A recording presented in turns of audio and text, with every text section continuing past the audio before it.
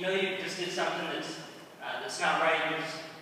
You just did something wrong to somebody else, and you know you think you almost got away with it. Nobody really noticed, and then somebody calls you on it. That happened to me yesterday. I was walking into the supermarket. We were getting ready to go and get some groceries, and there happened to be a bell ringer for the Salvation Army. Now, I don't know why Salvation Army bell ringers are out in July, but you know, whatever the reason, the guy was there. And as happens, the Salvation Army is the normal charity that I donate to. I give to some others, but that's just not my usual. And so I kind of looked at the guy and looked away and walked on into started to walk into the store. And then the guy comes up to me and goes, "Hey, I think I recognize you. Aren't you that guy who preaches sometimes for the cathedral downtown?" You got me. I mean, it was terrible, and I felt awful, absolutely terrible. Because not only had this guy clearly seen me look at him, look away, and then walk away, and not donate anything, and not only did he recognize me, but he recognized me as the preacher. Felt like if anybody ought to have helped out, it should be me. And so I kind of slinked away, embarrassed and feeling guilty. And when I ultimately came out of the grocery store, I was still feeling guilty, so I went and put a little bit of money in the tin. But it wasn't because I wanted to do great things, and that it wasn't about all the good work the Salvation Army does, although they do a lot of great work in the world. It was just because I felt guilty, and if the guy hadn't called me on it, I wouldn't have done that, and I wouldn't be telling you the story. So, not 24 hours ago, even as I was writing this sermon, I know what it's like to walk by and pass along on the other side of the road. And I get the feeling I'm not the only one who knows that, what it's like to do that. And I know a lot of us know what it's like to be on the other side of it, to be passed by along the road. And it's at all sorts of moments in our life where that takes place. There are times when we hear about a friend or a neighbor who is in need of just a good word and some prayer or maybe a hug. And then we think, well, I really had this and that, the other thing to do, and I got to go to work, and I got to go to church, and so on and so forth. Maybe I'll just stay home. Maybe I'll call some other time, and then we never call. Or there are those moments when we see somebody, who is homeless or in need, and we kind of do that thing, either walking or driving along, where we kind of fumble in our pockets and pretend to look for change, and then pretend we don't have any. Sometimes that comes from skepticism or whatever, but it's the same idea. It's that same passing along the road.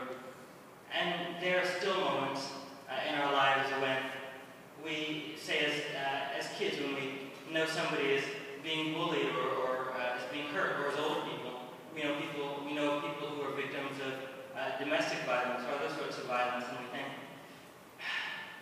maybe I'll just be safer if I don't say anything. Maybe I'll be better off if I just kind of leave it alone and hope for the best. And so that moment of passing on the other side of the road is not something that, not only is it not something that we're unfamiliar with, but it's something that we see every day. I love the one commercials for kids that say, "Don't be a bystander." I think it's something that we all need to be mindful of. And it's important to be mindful of the fact that it just doesn't have to be that way. That we don't have to accept and just reconcile with and live with the fact that that's just what happens in the world. We have to actively be a part of stopping and helping when we have that opportunity. I met a woman on Wednesday named Janet.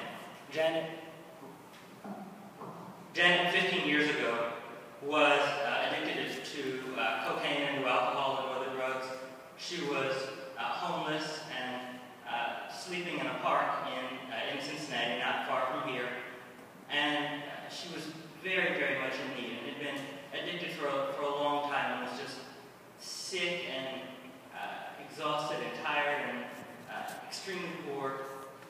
And there seemed to be very little hope for Janet.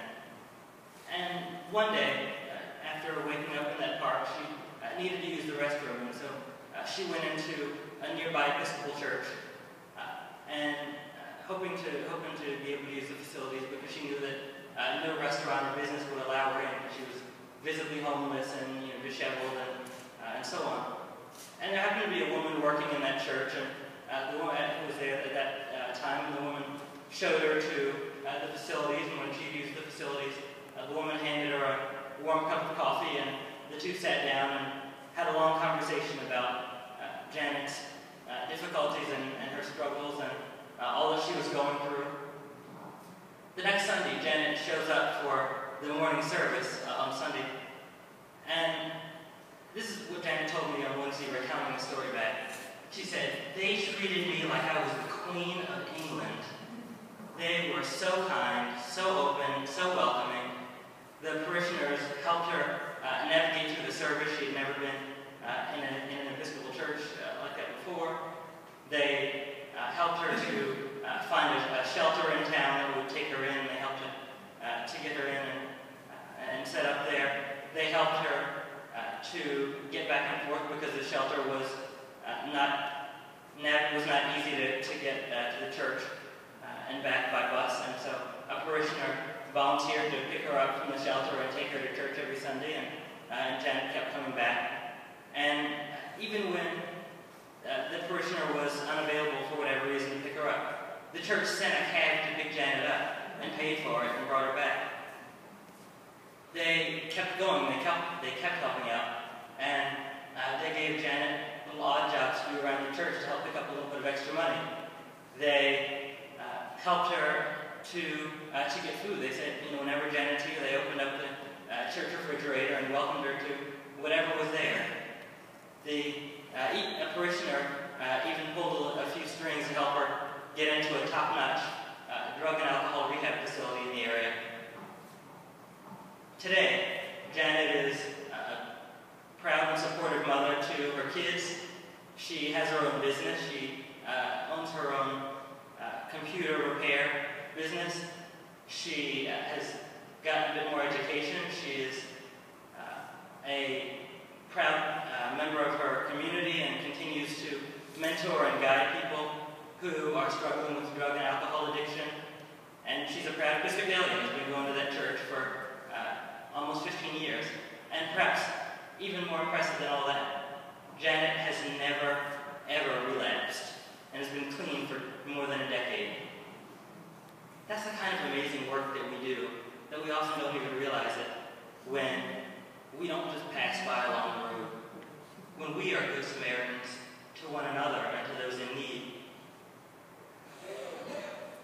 Just in the short time I've been here, I've heard a lot of stories about the great work that gets done in this church. I've heard about the AA and NA groups that come through here each week. I come to hear about the services for children, the classes and the education and the summer camp, and all sorts of programs to nurture and take care of them. I've heard about many of the sick who have been visited and taken care of, many of the hungry people who have been fed by the work of members of this congregation. And for that, I and many others am so thankful. But this isn't an opportunity to stand and pat ourselves on the back and say, "Oh, we do really good," and we just need to keep doing the work that we're doing and so on. And it's not a time to get comfortable with where we are. It's a time to consider how we can do even better every day, how we can help even more people who are in need, how we can make more of an impact in the community. And it's not just something that we think about kind of on an academic level and so on. It's something that really matters, because we have to think about what would happen if a Janet, per se, if someone in that situation were to walk through the doors of this church today. When Janet came into that church, she was still clearly homeless, still very disheveled. As she tells me, she still had some of the intoxicants in her system. She was, she didn't look like what the average person who walks into an Episcopal church looks like. And that's a difficult thing sometimes to work with. But we have to think about how we would work with a person in that situation who walked through these doors today. And even beyond that, there are so many people that each of us passes that we often literally pass along the road as we go all the places that we go in the course of a day to work and back into our activities and in our neighboring communities, and not just places that we hear about on the news and so on, but sometimes even our physical neighbors next door and in our community and in places scattered throughout the city. There are hundreds and thousands of Janets, of people in all sorts of situations of trial and tribulation that need to be helped and need to be prayed with and prayed for and cared for. And we have to realize that we can't just continue to pass by and sort of think, oh, I hope they get some help. We have to be the help. Yes. I want to close by talking about this.